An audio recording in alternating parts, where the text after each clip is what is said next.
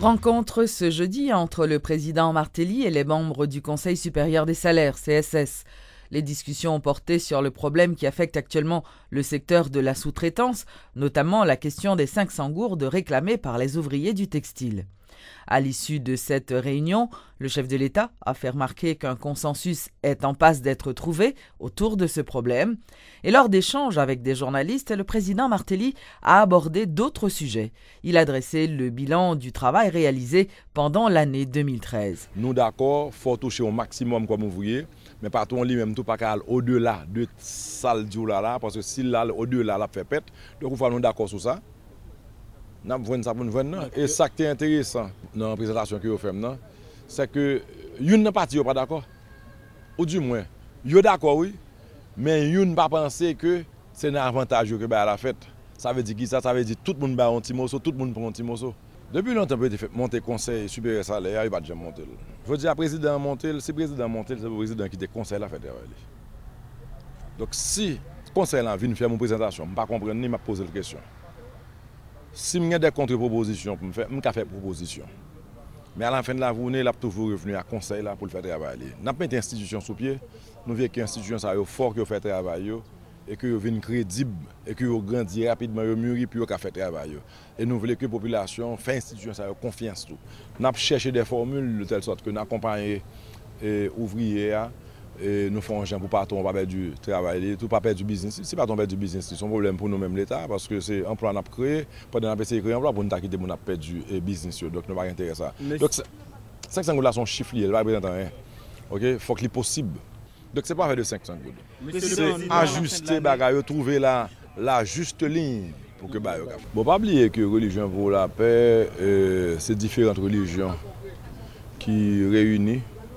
Ils fait association ça et rôle c'est qui ça, c'est pas prendre leadership pour mener un pays à un côté, c'est jouer le rôle de médiateur la plupart du temps pour essayer à résoudre certaines crises.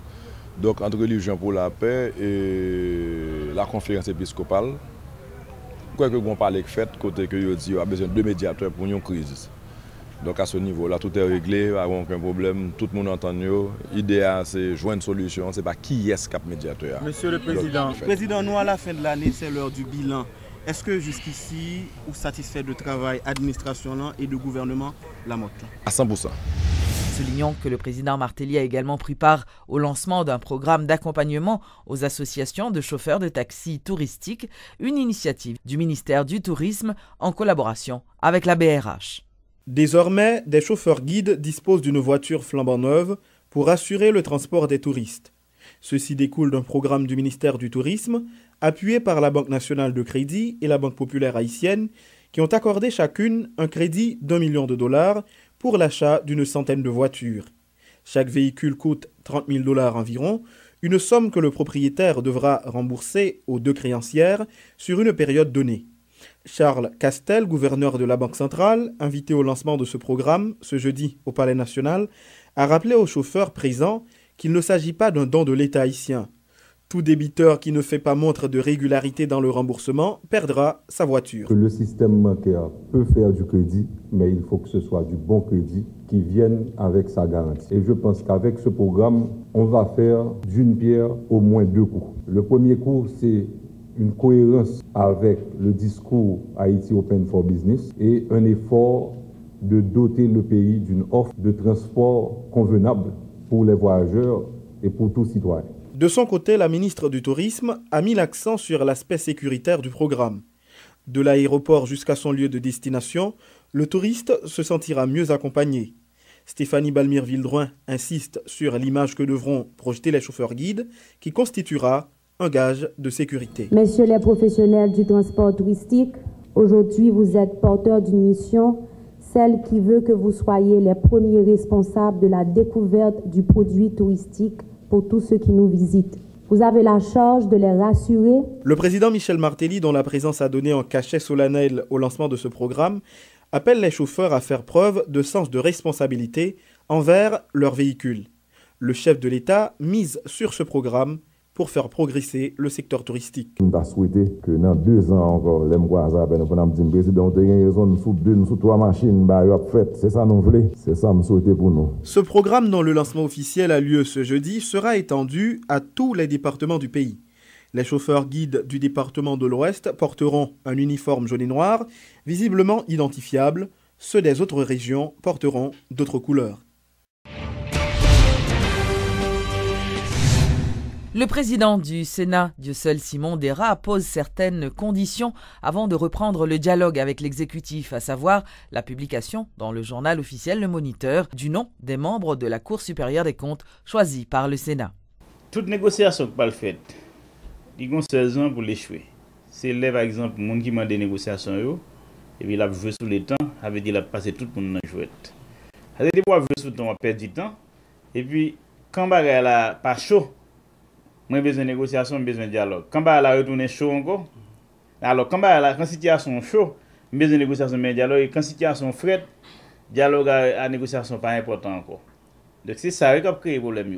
Donc je dis là, il y a environ un mois, depuis que la conférence épiscopale a contacté moi avec le président Dolbert pour informer nous, pour voulait intervenir dans la situation, et il a aimé connaître qui, j'en même nous question ça, pour que tu aies plus de secteurs possibles qui impliqués dans telle démarche, pour que y ait un dialogue qui est plus large, qui est ouvert à tout le monde, que tout le monde impliqué, pour arriver à une solution définitive. Donc autant que il y a un temps qui passe, pas une action posée, eh bien, le temps capable de changer les événements. Nous ne pas saisir le temps, nous ne pas profiter du temps. Noël fin passé, nous allons rentrer en janvier avec le même problème. Et nous allons tourner en janvier encore avec le même discours dialogue là. Alors que nous voyons que mon côté bluff dans la question, pas de volonté pour rien changer, vrai, pas de volonté pour rien ranger. Vrai. Nous avons fait 3 exigences nous-mêmes personnellement. C'était camper sous persécution politique et reprisage politique. Donc nous disons qu'il faut faire back sur ça. Il faut camper sur eux et puis il faut réparer la question ça. Question faire reprisage politique. Deuxième nous dit qu'il faut que une loi électorale constitutionnelle, ça a fait déjà lui-même. Et troisième nous dit qu'il faut que les listes membres des comptes incessamment publiées et comme condition sine qua non pour nous arriver à chita son table dialogue, les on a dit nous va en faire un dictateur, nous on a fait un chef d'État.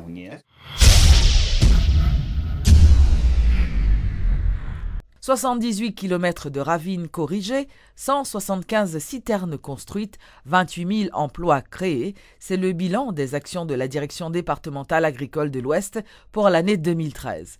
C'est un bilan que l'agronome Arnoux Séverin juge encourageant.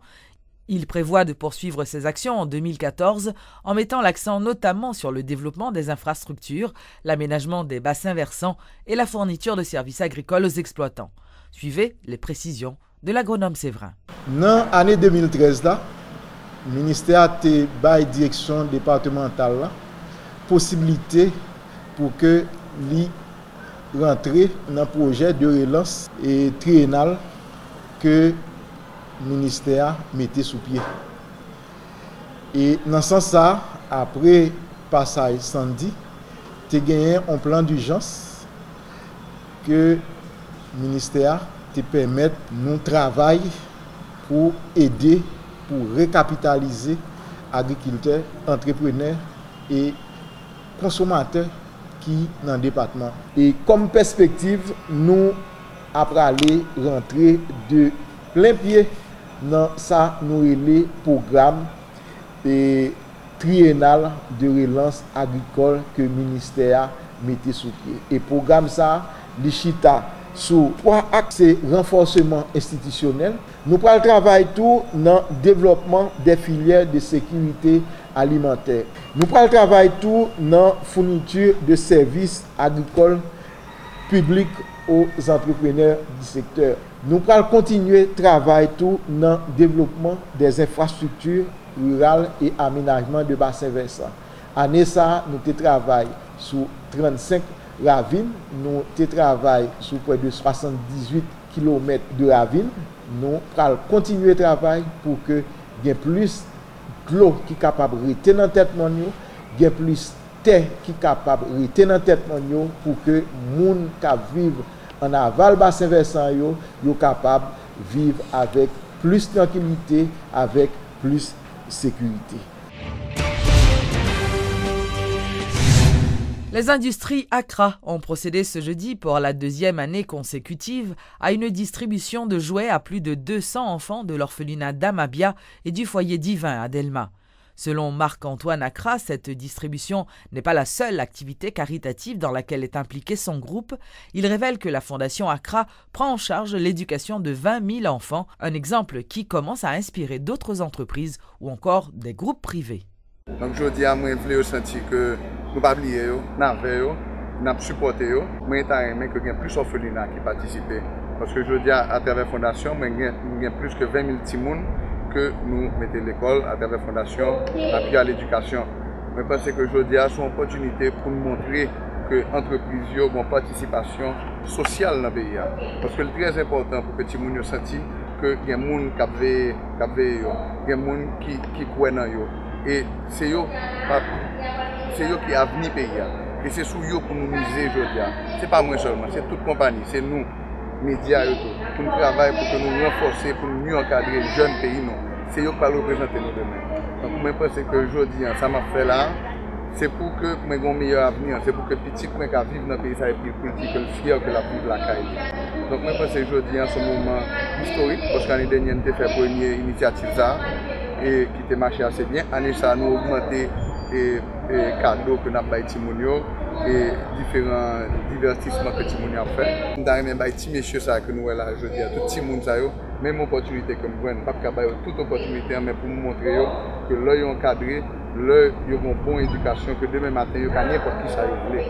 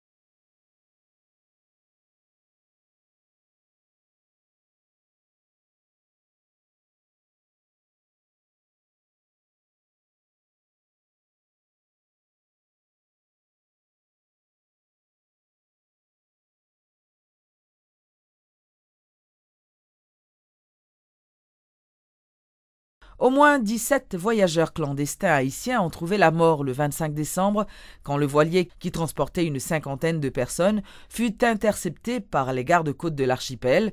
Ordre fut alors donné de les remorquer à quai et c'est au cours de cette opération de remorquage que le voilier chavira. 17 personnes périrent noyées, les 33 autres restantes ont pu être secourues et conduites dans un centre de détention pour migrants. Elles seront renvoyées en Haïti.